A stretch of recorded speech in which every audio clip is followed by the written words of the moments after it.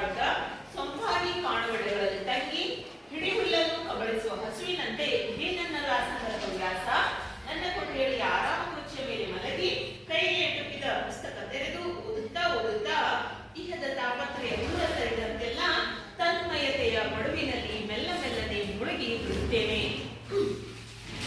ಪಕ್ಕದ ಮೇಜಿನ ಮೇಲೆ ಇರುವ ಗಂಧದ ಕಡ್ಡಿಗಳು ಉಗುಳುವ ಹೊಗೆ ಸುರುಳಿ ಸುರುಳಿಯಾಗಿ ಅಂಕುಡೊಂಕಾಗಿ ಮೇಲೆ ಹರಡಿ ಕೊಠಡಿಯ ಪರಿಮಿತಿಯ ಆಕಾಶದಲ್ಲಿ ಕರಗಿ ಹೋಗುವಂತೆ ನಾನು ಬಾರಿ ಬಾರಿಗೆ ಕರಗಿ ಹೋಗಬೇಕೆಂಬ ಹಂಬಲ ನನಗೆ ಹಿಡಿದಾಗಿದೆ. ಈ ಬರವಣಿಗೆಯಲ್ಲಿ ಹರಿಹರನ ಗದ್ಯತನವಿದೆ. ಸಾವಿರಾರು ಕೆಟ್ಟ ಪದ್ಯಗಳನ್ನು ಬರೆದವನನ್ನು ಕವಿ ಎನ್ನುವುದಕ್ಕಿಂತ ಇಂಥ ಗದ್ಯ ಬರೆದವನನ್ನು ಕವಿ ಎನ್ನುವುದು ಲೇಸು. ಕೇವಲ ಪದ್ಯ ಬರೆದ ಮಾತ್ರಕ್ಕೆ ರಾಷ್ಟ್ರಮಟ್ಟದ ಗೌರವ ನೀಡುವಂತೆ ಇಂತಹ ವಿದ್ವತ್ಪೂರ್ಣ ವ್ಯವಸಾಯ ಗೆಯ್ಯದವರಿಗೂ ನೀಡುವುದು ನ್ಯಾಯ. ನೋಡ್ರಿ, ಅವರ ಕಾರ್ಯತತ್ಪರತೆ ಕುರಿತು ಎಂ ಕಲಬುರ್ಗಿ ಅವರು ಬರೆದಿದ್ದಾರೆ. ಅವರು ತನ್ನ ಒಂದು ಲೇಖನದಲ್ಲಿ ಈ ರೀತಿಯಾಗಿ ಬರ್ಕೊಂಡಿದ್ದಾರೆ. ಯಾರು ಅಂತಂದ್ರೆ ನರಸಿಂಹಾಚಾರ್ಯರು. ಅವರು ಬರೆದಿರೋದನ್ನ ಇವರು ತನ್ನ ಲೇಖನದಲ್ಲಿ ಬರೆದಿದ್ದಾರೆ. ತಿಳಿತಾ? ಏನಂದ್ರ ಪಾಂಡಿತ್ಯ ಸಂಶೋಧನೆಗಳ ಕಾಡಿನಲ್ಲಿ ಪಾಂಡಿತ್ಯ ಮತ್ತು ಸಂಶೋಧನೆ ಅನ್ನೋದಿರೋದ ಒಂದು ದೊಡ್ಡ ಕಾಡನೆ. ತಿಳಿತಾ? ಅವೆರಡು ಕೂಡ ಹೌದಲ್ಲ. ಜ್ಞಾನ ಅನ್ನೋದು ಬಹಳ ದೊಡ್ಡದಾದಂಥದ್ದು, ವಿಶಾಲವಾದಂಥದ್ದು. ಇಡಿಯಾದ ಜ್ಞಾನವನ್ನ ಯಾರು ಕೂಡ ಇನ್ನೂ ಕೂಡ ಪಡೆದಿಲ್ಲ. ಎಷ್ಟೇ ಜ್ಞಾನ ಪಡೆದಿದ್ದೀವಿ ಅಂತ ಆಲ್ಬರ್ಟ್ ಐನ್ಸ್ಟೈನ್ ಒಂದ್ ಕಡೆ ಹೇಳ್ತಾನೆ, ಅವನು ಎಲ್ಲಕ್ಕಿಂತ ಒಂದು ಜ್ಞಾನವಂತ ಪಂಡಿತ. ಹೌದಾ? ಅವನ ಐಕ್ಯೂ ಪವರ್ ತುಂಬಾ ಶಾರ್ಪ್ ಆಗಿತ್ತು ಅಂತೆಲ್ಲ ನಾವು ಕೇಳ್ತೀವಿ. ಅವನೇ ಒಂದ್ ಕಡೆ ಹೇಳ್ತಾನಂತ, ನನ್ನ ನಾಲೆಜ್ ಏನಿದೆ ಅಂತ ಕೇವಲ ನಾಲೆಜ್ ಅನ್ನೋದು ಸಮುದ್ರ ಇದ್ರೆ ನಾನು ಅದರಲ್ಲಿರ್ತಕ್ಕಂಥ ಒಂದು ಶಂಖ ಶಿಲ್ಪಿ ಇದ್ದ ಹಾಗೆ ಇದ್ದೀನಿ ಅಂತ ಹೇಳ್ತಾನ. ಶೆಲ್ ಅಂತ ಕೇಳಿರಲ್ಲ, ಸೀ ಸೆಲ್ಸ್. ಆ ತರ ನಾನು ಸಮುದ್ರ ಅನ್ನೋದು ಜ್ಞಾನ ಇದ್ದಂಗೆ, ಕರೆಕ್ಟಾ? ಅದ್ರದ್ದೊಂದು ಸಣ್ಣ ಕಣ ನಾನು ಅಂತ ಹೇಳ್ತಾರಂತ. ಇನ್ನು ಅವ್ರು ಅಷ್ಟಾದ್ಮೇಲೆ ನಾವು ನೀವುಗಳೆಲ್ಲ ಬಹಳಷ್ಟು ಅಗಾಧವಾದ ಪಾಂಡಿತ್ಯವನ್ನು ನಾವು ಇನ್ನು ಪಡಿಬೇಕು ಅಂತ ಇವರು ಕೂಡ ಹಾಗೆ ಹೇಳ್ತಾರೆ. ಪಾಂಡಿತ್ಯ ಮತ್ತು ಸಂಶೋಧನೆ ಅನ್ನೋದೇನೋ ಒಂದು ದೊಡ್ಡದಾದ ಕಾಡಿದ್ದ ಆಗಿದೆ. ಅದರಲ್ಲಿ ನನ್ನ ಬರವಣಿಗೆ ನಾನು ಹೇಗಪ್ಪ ಅಂತಂದ್ರೆ ಆನೆಯಂತೆ ನಡೆದ ಅವರ ಬರವಣಿಗೆ. ಆನೆ ಹೆಂಗ್ ಕಾಡಿನ ನಡೀತು ನೋಡ್ರಿ. ಕಾಡಿನ ಘನಗಾಂಭೀರ್ಯದಿಂದ ತಂತ ನಡೀತಾ ಇತ್ತು. ಬೇರೆ ಪ್ರಾಣಿಗಳ ಬಗ್ಗೆ ಜಾಸ್ತಿ ತಲೆ ಕೆಡಿಸ್ಕೊಳ್ಳಲ್ಲ. ತಾನಾಯ್ತು ತನ್ನದೊಂದು ಹಂತ ರೀತಿಯಾಯಿತು. ಬರವಣಿಗೆ ಶುಷ್ಕವಾಗಿರದೆ ರಸವತ್ತಾಗಿದ್ದಿತ್ತು. ಅವರ ಬರವಣಿಗೆ ಹೇಗಿತ್ತಂದ್ರೆ ರಸಪೂರ್ಣವಾಗಿತ್ತು. ಅಂದ್ರೆ ಓದ್ಬೇಕು, ಇನ್ನು ಅದರಲ್ಲಿ ಎಲ್ಲಾ ರಸಗಳು ಎಲ್ಲಾ ಭಾವಗಳು ಅದರಲ್ಲಿ ಬಂದಿರ್ತಿದ್ವು ಅಂತ. ಹಚ್ಚನೆಯ ಹುಲ್ಲುಗಾವಲ ಹರಿವಿನಲ್ಲಿ ನೋಡ್ರಿ, ಹಚ್ಚು ಹುಲ್ಲದಂತೆ ಎಲ್ಲ ಕಡೆಗೂ ಹುಲ್ಲು ಮೈದಾನದಲ್ಲಿ ಸ್ವೇಚ್ಛೆಯಾಗಿ ತಿರುಗಾಡುತ್ತಾ, ಅಂದ್ರೆ ಮನಸ್ಸಿಗೆ ಬಂದಂಗೆ ಎಲ್ಲಿ ಬೇಕಲ್ಲಿ ತಿರುಗಾಡ್ಕೊತ, ಯಾರಿಗೂ ರೆಸ್ಟ್ರಿಕ್ಷನ್ ಇಲ್ಲ. ಅಲ್ಲಿ ಹೊಬ್ಬಡಕ್ಕೆ ಏನೂ ಇಲ್ಲ. ಸೊಂಪಾಗಿ ಕಾಡುಗಿಡಗಳಲ್ಲಿ ತಂಗಿ ಎಲ್ಲಿ ಚಂದ ನೆರಳಿರ್ತದ, ಹೆಂಗ್ ಚಂದ ಎತ್ತೆತ್ರ ಹುಲ್ಲು ಬೆಳೆದಿರ್ತದ, ಅಲ್ಲಿ ಸ್ವಲ್ಪ ಹೊತ್ತು ನಿಂತ್ಕೊಂಡು ಹಿಡಿ ಹುಲ್ಲನ್ನು ಕಬಳಿಸಿ ತಿನ್ನುವ ಹಸುವಿನಂತೆ. ಆಕಳು ಮೇಲಕ್ಕೆ ಹೋಗ್ತದ ನೋಡಿ ಹೊಲ್ದಾಗ, ಅಲ್ಲಿ ಏನಾಗ್ತಿರ್ತದ, ಚಂದ ಎಲ್ಲ ಕಡೆ ಹಚ್ಚ ಹಸಿರುತ್ತದೆ. ಅದಕ್ಕೆ ಯಾರು ಹೊಡೆಯಲ್ಲ, ಯಾಕಡೆ ಹೊಪ್ಪಡ ಅನ್ನೋದಿಲ್ಲ. ಆರಾಮಾಗಿ ನಿಲ್ಬೇಕಂತಿದ್ದು ಚಂದ ಮೆತ್ತ ಹುಲ್ಲು ಎಲ್ಲದ ಅಲ್ಲಿ ತಗೊಂಡು ತಿಂತು ನೋಡ್ಬೇಕು, ಎಷ್ಟು ಖುಷಿ ಆಗಿರ್ತದವ. ಮೊದಲ ನಾವು ಕಟ್ಟಿ ಅದಕ್ಕೆ ಒಂದ್ ಕಡೆ ಹುಲ್ಲು ಹಾಕಿದ್ರೆ ಅಷ್ಟು ಖುಷಿ ಆಗಲ್ಲ. ಅದಕ್ಕೆ ಹುಲ್ಲು ಬಿಡಬೇಕು, ಫ್ರೀ ಬಿಟ್ಟು ಚಂದ ಹಚ್ಚ ಹಸಿರು ಹುಲ್ಲುಗಾವನ್ನ ಬಿಟ್ಟೆ ಹೋಗ್ತದೆ, ಅದಕ್ಕೆ ಬಹಳ ಖುಷಿ ಆಗ್ತದ ಅಂತ. ಆ ರೀತಿಯ ಹಸುವಿನಂತೆ ಹವ್ಯಾಸ ಇವ್ರಿಗೆ ಓದೋದು ಅಂದ್ರೆ ಚಂದವಾಗಿ ನೀ ಇದನ್ನೇ ಓದು ಅಂತ ಯಾರು ಹೇಳಕ್ ಬೇಕಾಗಿಲ್ಲ. ಅವ್ರಿಗೆ ಆರಾಮಾಗಿ ಎಲ್ಲ ಪುಸ್ತಕಗಳು ಇಟ್ಬಿಡ್ಬೇಕು ಅವ್ರ ಸುತ್ತಮುತ್ತ. ಅವ್ರಿಗೆ ಯಾವ್ದು ಇಷ್ಟ ಅದನ್ನ ಅದು ತಗೊಂಡು ಓದ್ಬೇಕು. ಹಂಗ ಇಷ್ಟ ಆಯ್ತು ಅಂತೇಳಿ ಯಾರಿಗೆ? ಎಚ್ ನರಸಿಂಹನ್ ಅವರಿಗೆ, ಡಿ ಎನ್ ನರಸಿಂಹಾಚಾರ್ಯ ಅವರಿಗೆ. ಮತ್ತೆ ಅವ್ರ ಮನೆ ಓದ್ತಕ್ಕಂಥ ಸ್ಥಳ ಹೇಗಿತ್ತು? ನಿಮ್ದು ಕೂಡ ಈ ತರನೇ ಇರಬೇಕು. ನೀವು ಓದ್ತಕ್ಕಂಥ ರೂಮು ಅಥವಾ ನೀವು ಓದ್ತಕ್ಕಂಥ ಜಾಗದಲ್ಲಿ ಅವ್ರು ಹೇಗೆ ಇಟ್ಕೊಂಡಿದ್ರು ಅಂದ್ರೆ ಒಂದು ಆರಾಮ್ ಕುರ್ಚಿ, ಅವ್ರ ಕೊಠಡಿನಾಗ ಒಂದು ಆರಾಮ್ ಕುರ್ಚಿ ಕೂಡ್ಲೆಗ ಆ ಕುರ್ಚಿಯ ಮೇಲೆ ಮಲಗಿ ಆ ಕುರ್ಚಿ ಮೇಲೆ ಮಲ್ಕೋತಿದ್ರು ಅಂತ. ಹಿಂಗ್ ಮಲ್ಕೊಂಡು ಕೈಗೆ ಎಟುಕಿದ ಪುಸ್ತಕ ತೆಗೆದು, ಅವ್ರ ಸುತ್ತಮುತ್ತ ಎಲ್ಲ ಪುಸ್ತಕಗಳೇ ಇರ್ತಿದ್ವು ಎಲ್ಲ ಕಡೆನು. ಸೊ ಯಾವ ಕೈ ನಿಲ್ಲುತ್ತದ ಅದು ಪುಸ್ತಕ ತಗೊಂಡು ತೆರೆದು ಓದುತ್ತಾ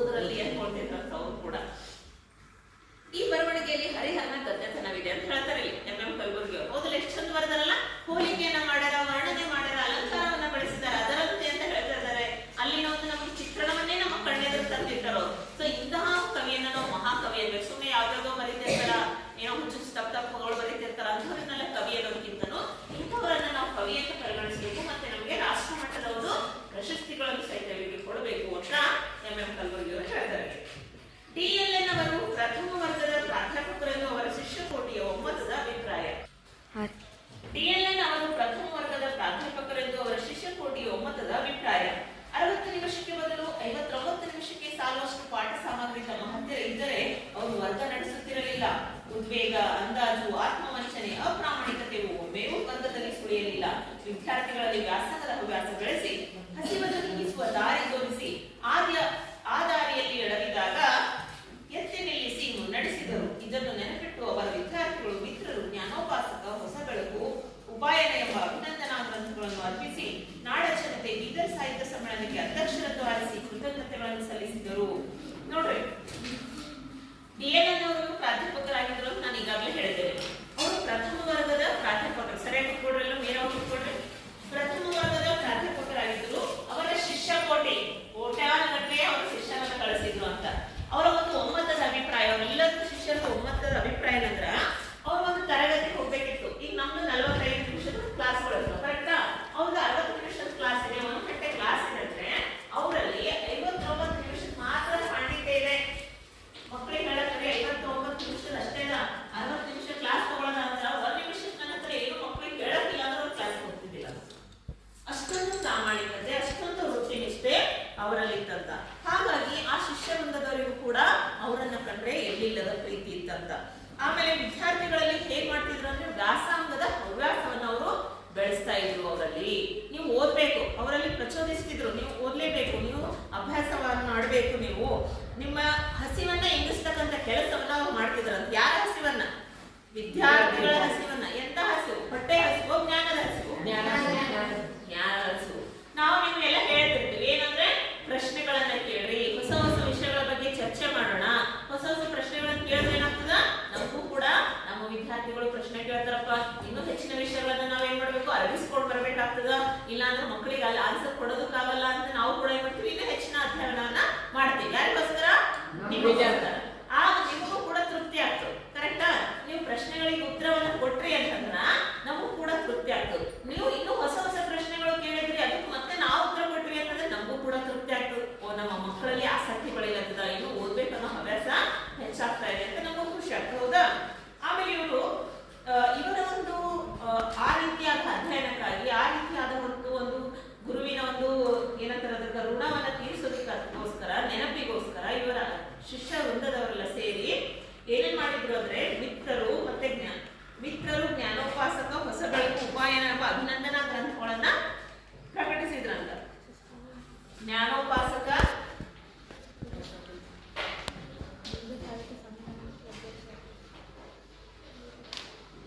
ಮತ್ತೆ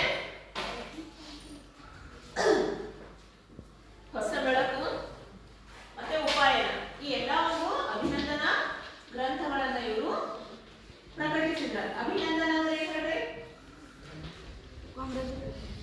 ಉಪಾಯನ. ಅಭಿನಂದನಾ ಗ್ರಂಥ ಅಂದ್ರೆ ನಾವು ಕಾಂಪ್ಲಿಮೆಂಟ್ಸ್ ಅಂತಾರಲ್ಲ ಇಂಗ್ಲಿಷ್, ಕಾಂಪ್ಲಿಮೆಂಟ್ಸ್ ಕೊಡ್ತಕ್ಕಂಥ ಅಂತ. ಅಂದ್ರೆ ಅವರು ಏನೇನ್ ಸಾಧನೆಯನ್ನ ಮಾಡಿದ್ರು, ಅವ್ರು ಯಾವ ರೀತಿ ಎಲ್ಲ ತಮ್ಮ ಜೀವನವನ್ನ ಬೇರೆಯವರಿಗಾಗಿ ಮುಡುಪಾಗಿಟ್ರು ಅಂತ ಅವರಿಗೆ ಒಂದು ಅಭಿನಂದನೆಯನ್ನ ಸಲ್ಲಿಸೋದಕ್ಕೋಸ್ಕರ ಗ್ರಂಥಗಳನ್ನು ಕೂಡ ಮಾಡ್ತಾರೆ. ಶಿಷ್ಯ ವೃಂದದವರು ಮಾಡಿದ್ದಾರೆ ಒಟ್ಟು 3 ಗ್ರಂಥಗಳನ್ನ. ಆಮೇಲೆ ನಾಡ ಜನತೆಯವರಿಗೆ ಇದರ ಒಂದು ಸಾಹಿತ್ಯದ ಒಂದು ಶ್ರೀಮಂತಿಕೆಯನ್ನ ನೋಡಿ ಇವರಿಗೆ ಬೀದರ್ನಲ್ಲಿ ನಡೆದಿರತಕ್ಕಂಥ ಸಾಹಿತ್ಯ ಸಮ್ಮೇಳನದ ಅಧ್ಯಕ್ಷತೆಯನ್ನು ಕೂಡ ಕೊಟ್ಟಿದ್ರಂತ. ನಮ್ಮ ಬೀದರ್ನಲ್ಲಿ. ಯಾರ ಬೀದರ್ದು? ನಮ್ಮ ಬೀದರ್ ಸಾಹಿತ್ಯ ಸಮ್ಮೇಳನದ ಅಧ್ಯಕ್ಷತೆಯನ್ನು ಕೂಡ ವಹಿಸಿಕೊಂಡಿದ್ರು ಅಂತ. ಇವುಗಳಿಗಿಂತ ಡಿಎಲ್ಎನ್ ಅವರ ದೊಡ್ಡ ಆಸ್ತಿ ಅಂದರೆ ದೊಡ್ಡ ಮನಸ್ಸು. ತಮ್ಮ ನಿಲುವಿಗೆ ತಕ್ಕ ಅಧಿಕಾರ ಸಿಗಲಿಲ್ಲವೆಂದು ಒಮ್ಮೆಯೂ ಅವರು ತುಟಿ ಬಿಚ್ಚಲಿಲ್ಲ. ಮನದಲ್ಲಿ ಯಾವ ಭಾವನೆಯನ್ನು ಮೂಡಿಸಿಕೊಳ್ಳಲಿಲ್ಲ. ಇವರು ಸಂಪಾದಿಸಿದ ಶಬ್ದಮಣಿ ದರ್ಪಣವನ್ನು ವಿಮರ್ಶಿಸುತ್ತಾ, ನಾನು ಬರೆದ ಒಂದೆರಡು ಮಾತುಗಳು ಡಿಎಲ್ಎನ್ ಅವರಿಗೆ ನೋವನ್ನುಂಟು ಮಾಡಿದವು ಎಂದು ಗೆಳೆಯರಿಂದ ತಿಳಿದಾಗ ನನಗೆ ನೋವಾಯಿತು. ಅವರು ತಮ್ಮ ಮುಂದಿನ ಆವೃತ್ತಿಯಲ್ಲಿ ಬರೆದ ಧಾರವಾಡದ ಕರ್ನಾಟಕ ವಿಶ್ವವಿದ್ಯಾಲಯದ ಪ್ರೊಫೆಸರ್ ಮಲ್ಲಿನಾಥ್ ಕಲಬುರ್ಗಿ ಎಂಎ ಅವರು ದರ್ಪಣಾವಲೋಕನ ಎಂಬ ಹೆಸರಿನಲ್ಲಿ 2 ಲೇಖನಗಳನ್ನು ಬರೆದು ಪ್ರಕಟಿಸಿದ್ದಾರೆ. ಸೂತ್ರ, ವೃತ್ತಿ, ಟೀಕೆಗಳಲ್ಲಿ ಹಚ್ಚಿ ಹೋಗಿರುವ ಸಾಹಿತ್ಯಗಳನ್ನೆಲ್ಲ ಅವರು ತುಂಬಾ ಶ್ರಮವಹಿಸಿ ಕಂಡುಹಿಡಿದಿದ್ದಾರೆ. ಇವರ ಲೇಖನಗಳು ಕಾರಣವಾಗಿ ಶಬ್ದಮಣಿ ದರ್ಪಣದ ಈ ಮುದ್ರಣ ಅವರ ಹಿಂದಿನ ಮುದ್ರಣಕ್ಕಿಂತ ಹೆಚ್ಚು ಸಮರ್ಪಕವಾಗಿದೆ ಎಂದು ಭಾವಿಸುತ್ತೇನೆ ಎಂಬ ನಿರ್ವಿಕಾರ ಬರವಣಿಗೆಯನ್ನು ಓದಿದಾಗಲಂತೂ ನನ್ನನ್ನೇ ನಾನು ಕಳೆದುಕೊಂಡೆ. ಮನದಲ್ಲಿ ಅವರ ಕ್ಷಮೆ ಕೇಳಿಕೊಂಡೆ. ಇವ್ರು ಹೇಗಿದ್ರು ಅಪ್ಪ ಅಂದ್ರೆ, ಇವರಲ್ಲಿ ಎಲ್ಲಕ್ಕಿಂತ ದೊಡ್ಡದಾದಂತಹ ಗುಣ ಯಾವ್ದಂದ್ರೆ ಅವ್ರ ದೊಡ್ಡ ಮನಸ್ಸು, ವಿಶಾಲವಾದ ಮನಸ್ಸು. ಯಾವತ್ತೂ ಕೂಡ ನನಗೆ ಇಷ್ಟು ನಾ ಶಾಣೆ ಇದ್ದೇನೆ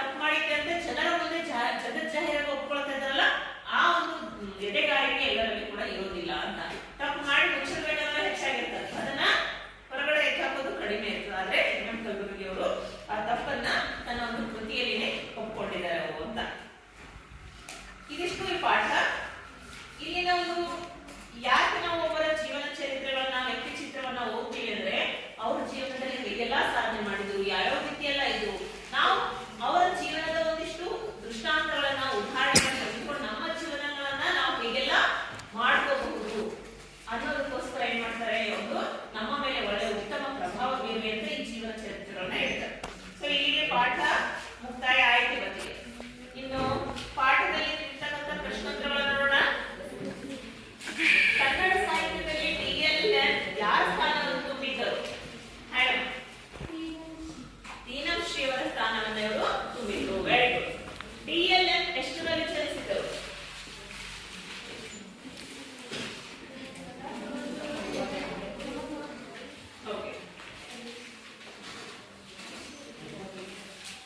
ಇದನ್ನ ನೀವು ಸರಿಯಾಗಿ ಸರ್ಚ್ ಮಾಡಿ ಬರೀರಿ. ಯಾರ ಕಮ್ಮಟದಲ್ಲಿ DLN ಅವರ ವ್ಯಕ್ತಿತ್ವ ರೂಪುಗೊಂಡಿತ್ತು? ಸ್ಟಾರ್ಟಿಂಗ್ ಅಲ್ಲಿದೆ ನೋಡ್ರಿ. ಶ್ರೀ TS ವೆಂಕಟಯ್ಯ, AR ಕೃಷ್ಣಶಾಸ್ತ್ರಿಗಳ ಕಮ್ಮಟದಲ್ಲಿ ಇವರ ಒಂದು ವ್ಯಕ್ತಿತ್ವ ರೂಪುಗೊಂಡಿತ್ತು. ಆನ್ಸರ್ ಮಾಡ್ಬೇಕು ಬೇಗ. ವಿದ್ಯಾರ್ಥಿ ಜೀವನದಲ್ಲಿ DLN ಅವರ ಸಹಪಾಠಿಗಳು ಯಾರು? ಯಾರು ಹೇಳಿದ್ರಿ? ಹೇಳು. ಕುವೆಂಪು, DK ಭೀಮಸೇನರಾವ್ ಮತ್ತು ಕೆ ವೆಂಕಟರಾಮಪ್ಪ, ಎನ್ ಅನಂತರಂಗಾಚಾರ್ಯ ಇವರ ಜೊತೆಯಲ್ಲಿದ್ದಂತಹ ವಿದ್ಯಾರ್ಥಿ ಸಹಪಾಠಿಗಳು. Very good. DLN ರಚಿಸಿರುವ ಶಾಸ್ತ್ರ ಗ್ರಂಥ ಯಾವುದು?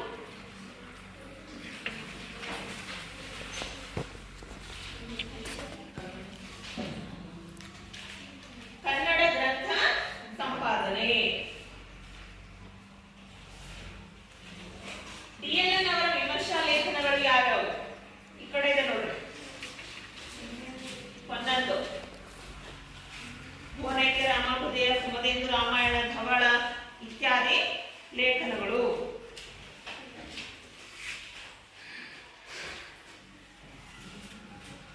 ಆಮೇಲೆ DLN ಅವರ ಸಾಹಿತ್ಯ ಸಂಶೋಧನೆ ಅಮೃತ ಫಲಗಳು ಯಾವ್ಯಾವು? ಶಬ್ದಮಣಿ, ದರ್ಪಣ ಮತ್ತು ಇನ್ನೊಂದಿದೆಯಲ್ಲ ವಡ್ಡಾರಾಧನೆ. ಯಾವ ಅಭಿನಂದನ ಗ್ರಂಥವನ್ನು DLN ಅವರಿಗೆ ಅರ್ಪಿಸಲಾಗಿದೆ?